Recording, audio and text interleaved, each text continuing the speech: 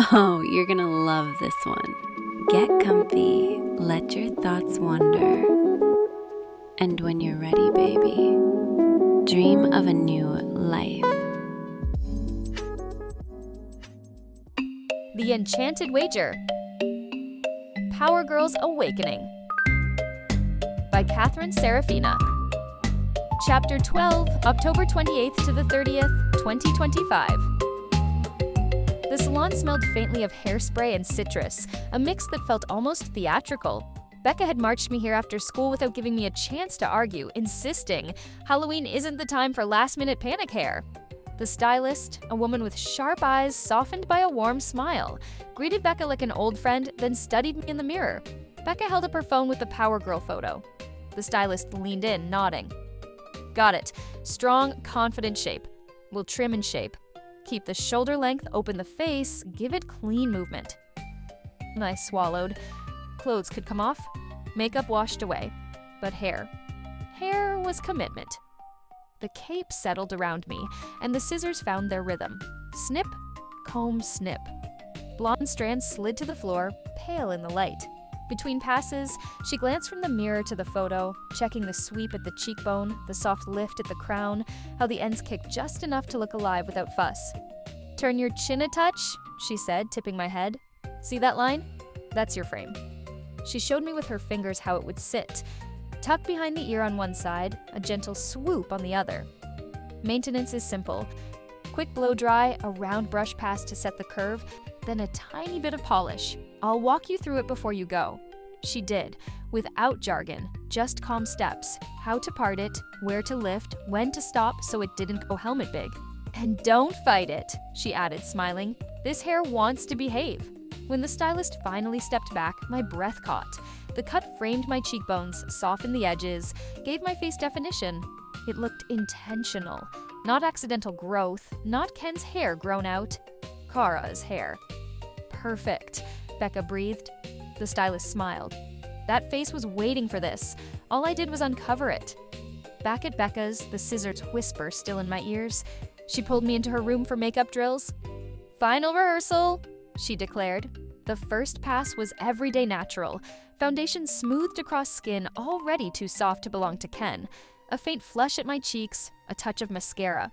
When Becca leaned back, I saw someone who could walk into school tomorrow and not raise an eyebrow. That was almost more shocking than the dramatic looks. Now, Power Girl, Becca's tone sharpened. She swapped the palette, pulling bolder shades. A confident sweep of eyeliner, lips with just enough shine to catch the light. The reflection that stared back at me could have stepped out of a comic book panel, larger than life, daring the world to look. Haley would have whistled. Becca grinned at my silence. And one more, Halloween fun. She reached for glitter, layering shimmer across my lids, a bold streak that made my eyes almost glow under the lamp. The lipstick deepened to a mischievous red. When she was finished, she turned the mirror toward me with a flourish. I almost laughed, not because it looked bad, but because it was too much, playful and wild. A version of me who could hand out candy in the witch hat from Spirit Halloween and own the doorstep like a stage. We sat back on the bed, makeup wipes between us, laughter lingering. Becca tilted her head.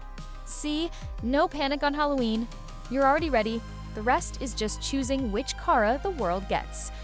I touched the edge of my freshly cut hair, the styled strands falling perfectly into place. For the first time, I almost believed her.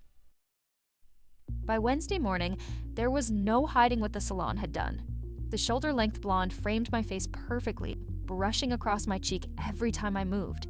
The baseball cap hadn't even made it into my bag. Walking into school, I knew people would notice. And they did. The building buzzed with October fever. A fog machine haze drifted from the drama club's haunted locker display. Someone had swapped the morning announcements jingle for the Ghostbusters theme. The hallways were a patchwork of half costumes and glitter, kids who couldn't wait until Friday. One guy had shown up as a vampire from the neck up, but still wore his Letterman jacket. Another dragged a cardboard sword that squeaked against the floor tiles. Becca and Haley were already in the thick of it, weaving through the chaos with practiced ease. Haley had perched her new ivy crown over her red hair, claiming she was test driving the vibe. while Becca had draped a short red cape over her shoulders, twirling it every few steps just to feel it move. As we rounded the corner, a few of the cheer squad girls were shamelessly flirting with Coach Miller and Mr. Green, both trying very hard to pretend they weren't flustered. One of the girls bent to tie her shoe, the rest collapsing into laughter at the way the teachers stammered. "Are they trying to get detention?" I whispered. Becca grinned. "If they are, they'll flirt their way out before the bell rings." Sure enough, a minute later, the cheerleaders were apologizing with exaggerated innocence, promising to tone it down. Mr. Green nodded stiffly, while Coach Miller just muttered something about professionalism and walked straight into a trophy case. Haley nearly fell over laughing. See, Halloween week, the one time chaos counts as school spirit. The laughter carried down the hallway. Someone had rigged paper bats to flutter from the ceiling vents. Candy corn swapped hands like currency. Every corner buzzed with gossip about Friday's party. Who was hosting pre-parties? Who was coming in couples' costumes? Who'd already had theirs banned by administration? And of course, I couldn't take 5 steps without hearing my own name.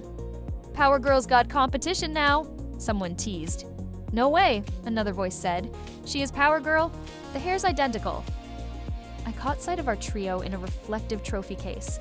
Becca adjusting her cape, Haley tipping her ivy crown into place, me standing between them, a small smile tugging at my lips.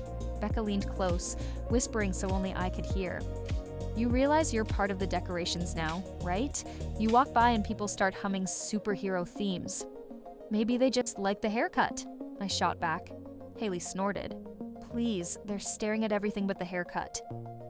Heat crept up my neck, but this time it felt like warmth, not embarrassment. The sway of my hips wasn't something I forced anymore. It was how I moved. The bounce of my chest, the weight of my hair against my shoulders, they were all part of me now, as natural as breathing.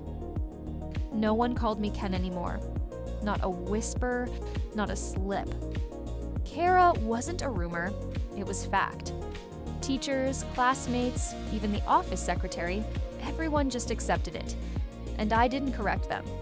I didn't want to. We stopped near the main doors, the afternoon light streaming through, catching in my hair. I glanced again at the reflection in the glass, a girl with bright eyes, confident shoulders, and a smile that didn't look borrowed. For once, I didn't look away.